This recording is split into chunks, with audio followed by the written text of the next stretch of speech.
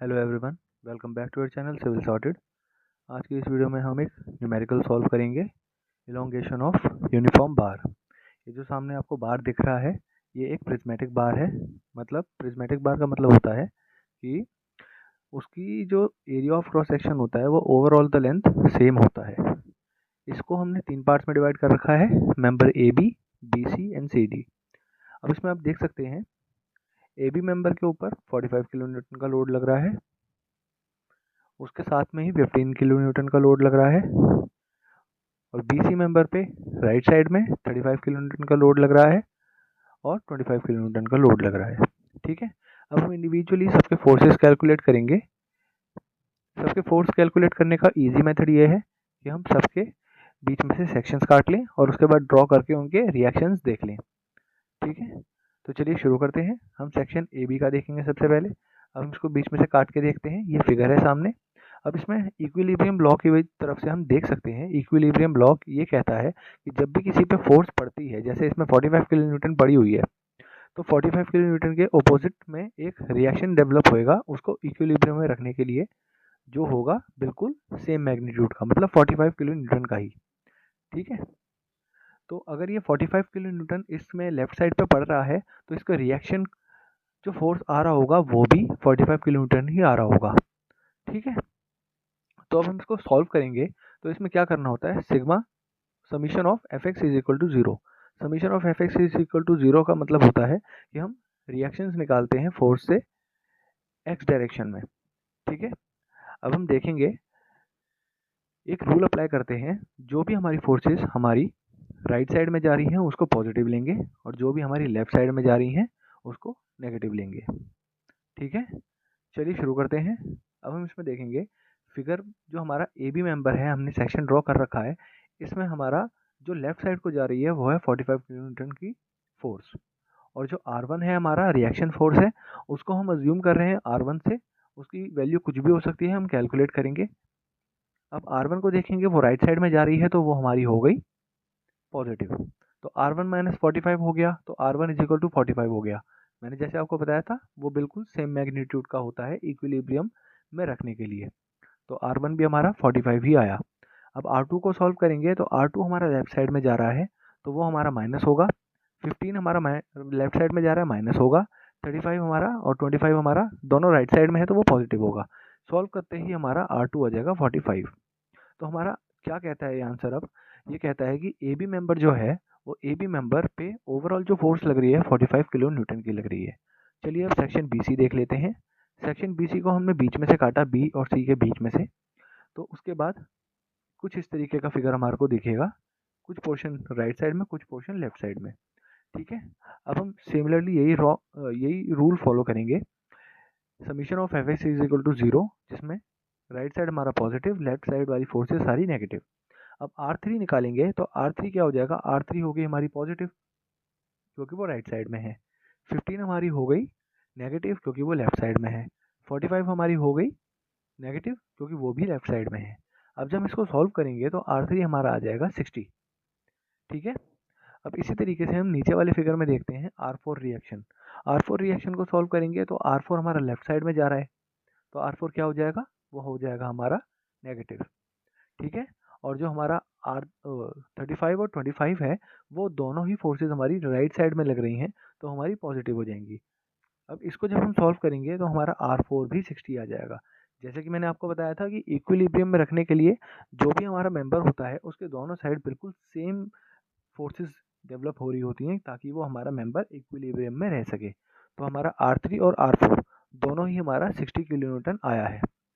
चलिए अब section C D देख लेंगे। तो चलिए अब सी डी मेंबर का देख लेते हैं। अब सी डी को भी हम बीच में से काटेंगे तो हमारे को कुछ इस तरीके का फिगर दिखेगा। अब इसमें भी सेम रूल अप्लाई करना है। Sigma F X is equal to zero, X direction में सारी फोर्सेस जीरो करनी है। तो हमारे को राइट साइड वाली पॉजिटिव लेनी है, लेफ्ट साइड वाली नेगेटिव लेनी है। ठीक है, अब R5 निकालेंगे। तो R5 निकालने के लिए R5 हमारा राइट डायरेक्शन में है तो वो हो गया हमारा पॉजिटिव। 35 हमारा राइट डायरेक्शन में है, वो हो गया हमारा पॉजिटिव। 15 हमारा राइट लेफ्ट डायरेक्शन में है और 45 भी हमारा लेफ्ट डायरेक्शन में है, तो वो दोनों हो गए नेगेटिव। तो इस तरीके से सॉल्व करने के बाद हमारा R5 आएगा 25। ठीक है, अब R6 निकाल लेते हैं। R6 हमारा लेफ्ट डायरेक्शन में है तो R6 हमारा नेगेटिव हो जाएगा और 25 हमारा राइट डायरेक्शन में है तो 25 हमारा पॉजिटिव हो जाएगा। सॉल्व करेंगे तो R6 भी हमारा 25 आ जाएगा। तो इससे हमें क्या पता लगता है कि हमारा मेंबर CD जो है उसमें ओवरऑल जो फोर्स जनरेट हो रही है वो हो रही है 25 किलो न्यूटन की। तो चलिए अब हमने सारी फोर्स कैलकुलेट कर ली है इंडिविजुअल करके हर एक मेंबर की। तो अब हम इनकी डिफॉर्मेशन भी निकालते हैं। अब हम इनकी डिफॉर्मेशन कैलकुलेट करते हैं। आप देख सकते हैं मैंने सारे मेंबर्स को अलग अलग लिख लिया है और उन पे जनरेट होने वाली फोर्सेस भी लिख ली हैं और हर एक मेंबर की इंडिविजुअल लेंथ भी लिख ली है। तो चलिए अब देखते हैं कि इनमें जनरेट होने वाली डिफॉर्मेशन कितनी आएगी।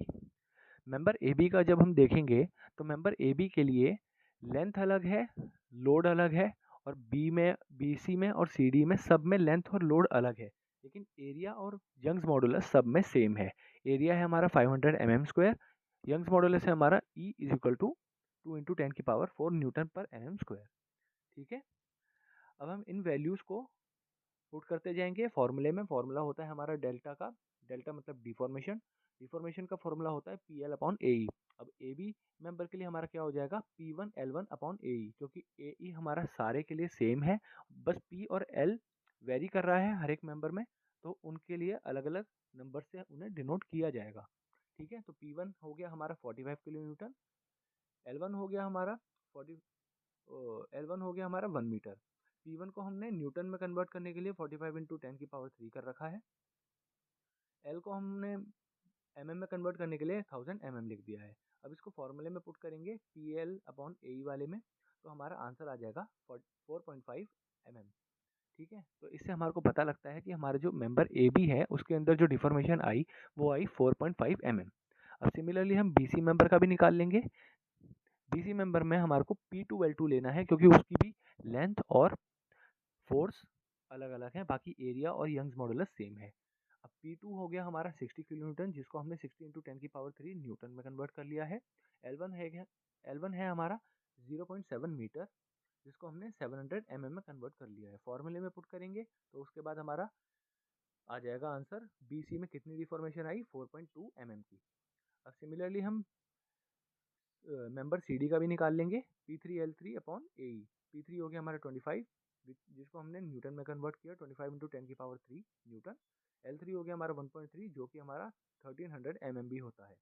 ठीक है, अब हम इसको सारी वैल्यूज़ को फॉर्मूले में पुट करेंगे और हमारा आंसर आ जाएगा मेंबर CD में कितनी डिफॉर्मेशन आई 3.25 mm। ठीक है, अब डेल्टा टी निकालेंगे। डेल्टा टी होता है जो हमारा जो कंबाइंड फिगर था, जो भी हमारा बार था कंबाइंड था, इन तीनों को मेंबर्स को जोड़ के जो कंबाइंड था उसमें टोटल डिफॉर्मेशन कितनी आई, delta 1 plus delta 2 plus delta 3।